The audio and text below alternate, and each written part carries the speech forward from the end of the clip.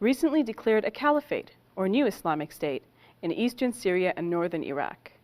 The man who calls himself Caliph, Abu Bakr al-Baghdadi, is calling on Muslims worldwide to pledge allegiance to him, immigrate to the Islamic State, and arm themselves in jihad.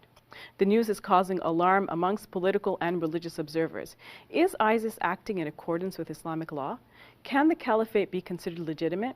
And how should Muslims respond to the call of the Islamic State? Now, Dr. Shabira, all this talk of caliphate, someone watching the show might say, well, what is that? What is a caliphate? It's not a term that we hear bandied about in our times. Yes, in traditional Islamic terms, this is a way of representing the leadership. Let me explain. The Arabic word khalifa can mean a vicegerent or a representative or a successor. Now, Abu Bakr was the first caliph of Islam. He was thought by Muslims to be the successor of the Prophet Muhammad, peace be upon him, the next person to take over the reign of leadership after him. And so followed from him a line of successors, and it became traditional Islam, in Islamic terms, to think of the leadership as a caliph, a successor. So when was the last caliphate then? The caliphate was officially rendered null in 1924 by Kemal Ataturk. But prior to that, the caliphate did exist, but perhaps did not have much of a power, an authority. Maybe it had been sort of replaced by the nation state. Yes, and relegated largely to a kind of symbolic role, almost like the Queen of England having a symbolic role, the monarchy having a symbolic leadership over Canada. So how is the caliphate established then? It can be established in a variety of ways. The question for Muslims after the death of the Prophet Muhammad, peace be upon him, was what do we do now? The Prophet Muhammad was the recipient of divine revelation. We cannot replace that, but he was also holding the reins of the state. Who will hold it now in his absence? And through some negotiations among Muslims, it eventually was settled that Abu Bakr will be the person to succeed the Prophet and lead. And nearing his death, Abu Bakr appointed Omar to be the next person in line. And Omar, nearing his death, appointed a committee of 6 persons who were each in their own right perhaps deserving of leadership, or could serve as the caliph and would be accepted by Muslims. Eventually, Uthman was declared to be the next caliph, the third. And after him, Ali, who was one of the 6 already, then was acclaimed by many Muslims as the new caliph. Now this group, the Islamic State, has kind of just come out and said, we are the new caliphate. How would Muslims respond to that? Well, we would say that one does not just simply declare one's sheikh or one's leader to be the caliph and expect that all Muslims will rally to his call. If all Muslims rally to his call, then yes, he will become de facto the new caliph. But if Muslims do not rally to his call, then he might only be a leader within a small group, as he already is.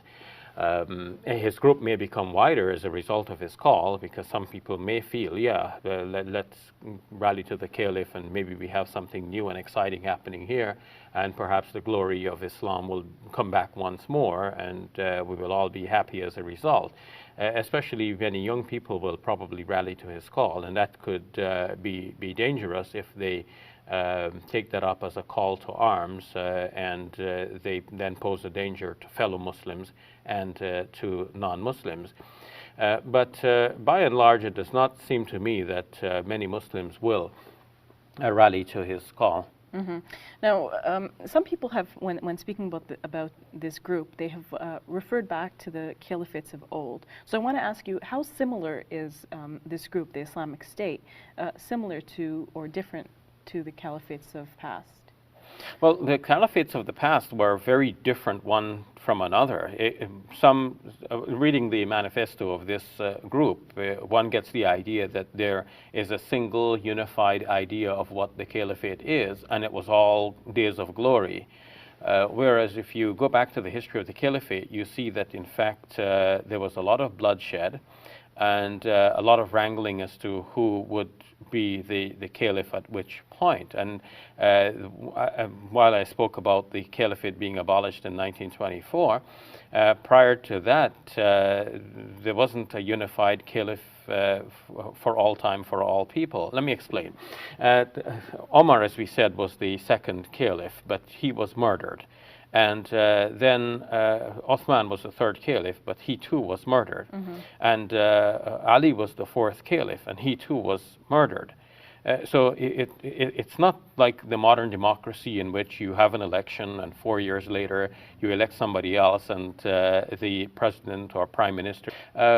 People go on with life after a presidency or after the leadership period expires.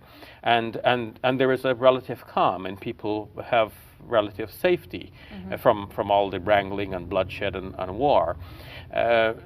So that doesn't mean that the caliphate is a bad thing. It just means that there was a time when this is the way in which people elected their leaders. It was a democratic process, but an early form of democracy. It was a rudimentary form. So when Abu Bakr was proclaimed caliph by the people, it was by popular acclaim. First he was nominated, and then people came and pledged their allegiance to him, and their pledging of allegiance to him is a way of registering their votes. If they did not come to pledge allegiance, then it would mean that Abu Bakr does not have the popular vote, and he could not be caliph. Now, the murdering of the subsequent caliphs shows that the nature of the times were such that people acquired power by force and sometimes had to hold on to it by force. And there were opposing powers that, if they acquired greater force, would come in and seize the power and become the new caliph by imposing themselves by military feat. And after Ali was proclaimed the fourth caliph by many Muslims, at the same time there was a good Muslim who was related to the Prophet Muhammad, peace be upon him, and he demanded justice in the murdering of his cousin Uthman. And Ali had other priorities as the new caliph. And because Muawiyah did not agree with Ali on his decision, Muawiyah set up his own leadership, a caliphate in Syria. So right here we have, within the lifetime of companions of the Prophet, peace be upon him, which Muslims regard to be the golden age, you have a caliphate and a counter-caliphate. But it doesn't even end there, because upon Muawiyah's death, he appointed his son Yazid as the new caliph. And in Yazid's time, as many Muslims are dissatisfied to the extent that Abdullah ibn Zubair, a companion of the Prophet, set up a counter-caliphate in Mecca. And this then resulted in the clash of caliphates, and a war ensued in which the Kaaba, the sacred mosque in Mecca, was demolished. So why do you think Muslims then, many Muslims in fact, are reminiscent, they dream of the resurrection of the caliphate. They want it to come back. Why do you think that's so? Well, all Muslims, including myself, want to see that there is a flourishing of peace, there is harmony, there is goodwill among people, there is success, there is a development of science and technology, just like it was in the golden ages of Islam to which we look back. I guess people sense that Muslims today are kind of in a lowered state. Some Muslims feel that Muslims are humiliated. They don't have that pride, that glory that they had in the past. Yes, so this is largely due to the way in which people imagine what the success was due to.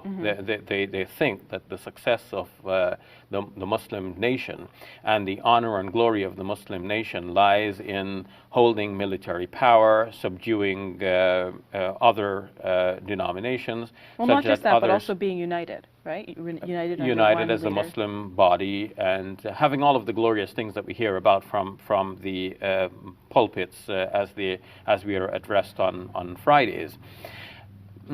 So this stems from this kind of miscalculation or misdiagnosis of what really holds the key to Muslim success. We should recognize that life is dynamic and changing, and things don't remain the same all of the time, and power comes and goes.